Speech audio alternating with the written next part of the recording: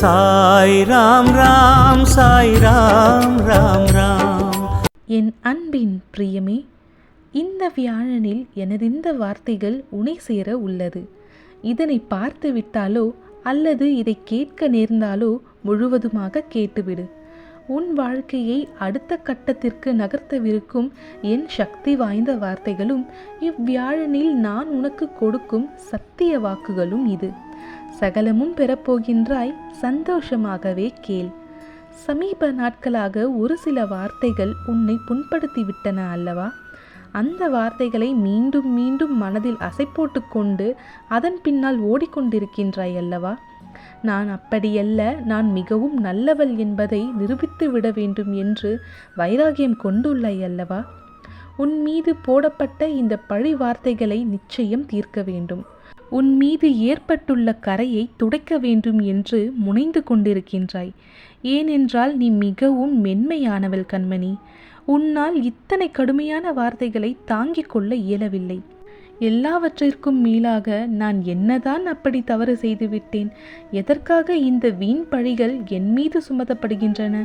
இதை எப்படி நான் நிரூபித்து காட்டுவது என்றெல்லாம் பரிதவித்து கொண்டிருக்கின்றாய். ஒன்றை புரிந்து கொள்கின்றாயா?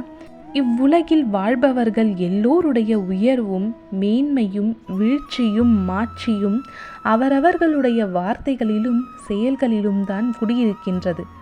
அதை வைத்துத்தான் நீ அவர்களிடம் நட்பு கொள்வதா வேண்டாமா என்று முடிவெடுக்க வேண்டும்.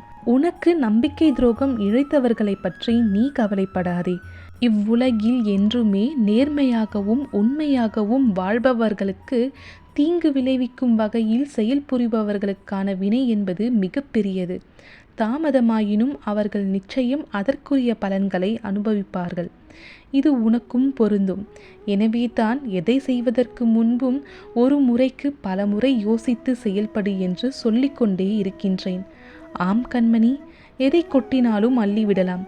வார்த்தையை கொட்டினால் அள்ள முடியாதல்லவா? அதை திரும்பவும் பெற முடியாது. ஒரு சில வார்த்தைகள் உன்னை தாக்கிவிட்டன அல்லவா? அந்த வார்த்தைகளின் வலி தாங்க முடியாமல் இப்பொழுது அழுது புலம்பிக் கொண்டிருக்கின்றாய் அல்லவா? இக்காலகட்டத்தில் உனக்கான வார்த்தைகளில் இருந்து உன்னை காப்பாற்ற இந்த சாய் இருக்கின்றேன். ஆனால் இதே தவறை நீ ஒரு பொழுதும் யாருக்கும் செய்துவிடாதே. வார்த்தைகளை கவனமாக பிரயோகப்படுத்து. வார்த்தைகளின் வலி மிக பெரியது கண்மணி. இப்பொழுது உனக்கு இருக்கும் இந்த வலியை எவருக்கும் நீ கொடுத்து விடாதே. எப்பொழுதும் உன்னுடைய மிகப்பெரிய பிரச்சனையாக நீ கருதுவது மற்றவர்களுக்கு நல்ல எண்ணத்தோடு நன்மைகள் செய்தாலும் உன்னை எல்லோரும் சுயநலவாதி, சந்தர்ப்பவாதி என்று கூறுகின்றார்கள். ஆனால் உன்னை சுற்றி உள்ளவர்கள்தான் சுயநலமாக உன்னிடம் பழகுகின்றார்கள். தவறு செய்தவர்கள் அவர்கள், ஆனால் கெட்ட பெயரோ உனக்கு வந்து சேர்க்கின்றது. இப்படித்தானே வருந்தி கொண்டிருக்கின்றாய்? கவலை கொள்ளாதே, வருந்தாதே. சுயநலம் கொண்டவர்கள் என்று இங்கு யாரையும் குறிப்பிட முடியாது. ஏனென்றால் இன்று நன்மையாக உனக்கு தெரியும் அவர்களின் செயல்கள் நாளை தவறாகவும் தெரியலாம். அதற்காக அவர்களின் செயல்களையும் நம்பிக்கை துரோகத்தையும் நான் சரி என்று கூறவில்லை. இங்கு வாழும் எல்லோருக்கும் ஏதாவது ஒரு எதிர்பார்ப்பு இருந்து கொண்டே இருக்கின்றது. அதை மனதில் நினைத்து கொண்டு செயல்களை செய்வதால் அந்த செயல்கள் மன உளைச்சலையும் வருத்தத்தையும் தருகின்றது. சுயநலவாதியாக இருப்பவர்களை விட அவர்களை தவிர மற்றவர்கள் யாருக்கும் நல்லது நடக்கக்கூடாது என்று நினைத்து செயல்படுபவர்களே மோசமானவர்கள். ஆம் கண்மணி, நான் நன்றாக இருக்க வேண்டும் என்பதோ நான் மட்டும் நன்றாக இருக்க வேண்டும் என்பதோ கூட ஒரு சுயநலம் என்று வைத்து கொள்ளலாம். ஆனால் என்னை தவிர வேறு யாரும் நன்றாக இருக்கக்கூடாது என்பது தான் மிக மோசமான எண்ணம். அப்படிப்பட்டவர்களிடம் இருந்து சற்று நீ விலகியே இரு. ஏனென்றால் அவர்களுக்கான கர்மா என்பதும் மிக பெரியது. இங்கே ஜீவர்கள் ஏதோ விதமான துன்பங்களை அனுபவித்து கொண்டே இருக்கின்றார்கள். யாரும் இதற்கு விதிவிலக்கல்ல. கர்மத்தின் வடிவம் அப்படிப்பட்டது. இப்படிப்பட்டவர்களில் சிலர் என் மீது விசுவாசம் வைத்து என்னிடம் வந்து கொண்டிருப்பார்கள். பாபா, நாங்கள் கஷ்டத்தை தாங்க முடியாமல் இருக்கின்றோம். அதை தாங்கும் சக்தி எங்களுக்கு சிறிதும் இல்லை. எங்களுக்கு மரணத்தை பிரசாதியுங்கள் போதும். மறுஜன்மத்தில் அனுபவித்துக் கொள்கின்றோம் என்றெல்லாம் என்னிடம் அழுகின்றார்கள். அவர்களை பார்த்து என் இதயம் தூள் தூளாகி விடுகின்றது, கரைந்து போகின்றது. நான் ஜீவர்களை காப்பாற்றுவதற்காக இருக்கின்றேன். மரணத்தை நான் ஏன் அளிக்க வேண்டும்? கர்மத்தின் கயிறு மிகவும் கடினமானது.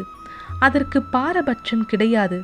தர்மத்தை அன்றி அதற்கு வேறு ஒன்றும் தெரியாது. அனுபவித்தால் ஒழிய கர்மா கழியாது.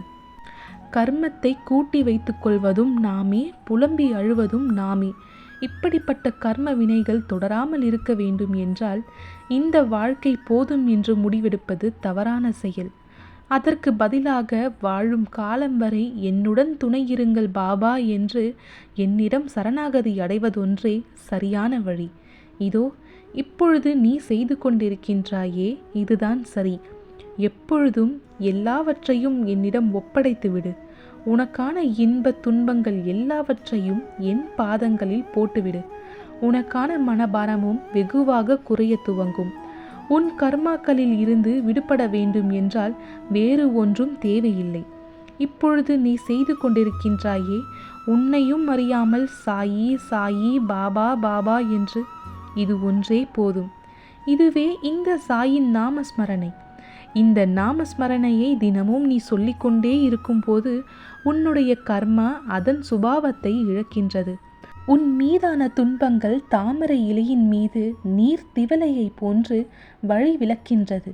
இதோ இத்தனை காலம் நீ என் மீது வைத்த நம்பிக்கைக்கும் இத்தனை காலம் நிச்சயம் நடக்கும் என்று பொறுமையாக காத்திருந்ததற்கும் இத்தனை காலம் பாபா செய்து தருவார் என்று மீண்டும் மீண்டும் உனக்கு நீயே ஆறுதல் சொல்லிக் கொண்டிருந்ததற்கும் என அனைத்திற்கும் பலனாக ஒரு மகிழ்ச்சியான செய்தியோடு உன் மனை தேடி வர உள்ளேன்.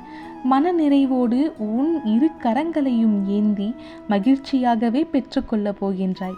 நீ எதிர்பார்த்த, நீ ஏக்கத்துடன் காத்திருந்த, நடக்குமோ நடக்காதோ என்று சந்தேகித்திருந்த, ஆனால் நிச்சயம் நடக்கும் என்று ஒரு நம்பிக்கை வைத்திருந்த ஒரு மங்களகரமான மகிழ் செய்தி, ஒரு மங்களகரமான நிகழ்வு உன் மனையில் நடக்கப் போகின்றது. என் வரவிற்கு பின்னால் எல்லாமே மங்களகரமாக மாறப்போகின்றது. அதற்கான காலகட்டம்தான் இது. இதோ இதை நீ கேட்டுக்கொண்டிருக்கின்றாய் அல்லவா? இந்த மகிழ் செய்தி உன்னை சேர்ந்ததல்லவா? அப்போதே புரிந்து கொள், மங்களகரமான நிகழ்வு உன்னுடைய மனையில்தான் வெகு விரைவில் நடக்கப் போகின்றது. உன்னை சார்ந்த இந்த நிகழ்வில் நீயே நடுநாயகமாக அமரப் போகின்றாய். எனது இந்த வார்த்தைகளை நீ கேட்டுக்கொண்டிருந்தால் இது வெறும் வார்த்தைகள்தான் என்று எண்ணிவிடாதே. இவற்றில் என் உண்மை வடிவம் உள்ளதென்பதை மறந்து விடாதே. ஏனென்றால் நான் உனக்கு தருவது வெறும் வார்த்தைகள் அல்ல, பொதுவாக எல்லோருக்கும் கூறும் இந்த வார்த்தைகளும் அல்ல. உன்னை தேர்ந்தெடுத்து, உன்னை குறிப்பிட்டு, உன் செவிகளில் இது சேர்க்க வேண்டும் என்று நான் கணக்கிட்டு உனக்காக உன் எதிர்காலத்தை கணித்து உன்னிடம் சேர்த்து இருக்கும் இந்த வார்த்தைகள் எல்லாம் உன் சாயப்பாவின் சத்திய வாக்குகள். இது உனக்கே உனக்கானது மட்டுமே. இன்று இதை நீ கேட்டிருந்தால் குறித்து வைத்துக்கொள். ஒரு வியாழக்கிழமை அன்று, ஒரு குருநாள் அன்று உன் வீட்டில் ஒரு நல்ல நிகழ்வு ஒன்று நடக்கப் போகின்றது. அதற்கான முன்னோட்ட செய்திதான் இதை என்பதை மறந்துவிடாதே. நம்பிக்கையோடு இரு. நல்லதே நடக்கும்போது எனக்கு நன்றி கூற என்னை நாடி வா. உன் மலர்ந்த முகத்தை காண நானும் ஆவலோடு காத்திருக்கின்றேன். நம்பிக்கையை இழந்து விடாதே. நல்லதையே நினைத்து நல்லதே செய்யும் உனக்கு சர்வ நிச்சயமாக நல்லதே நடக்கும். உன் சாயப்பா, நான் இருக்க பயமேன். ஓம் சாய்ராம், ஜெய் சாய்ராம்.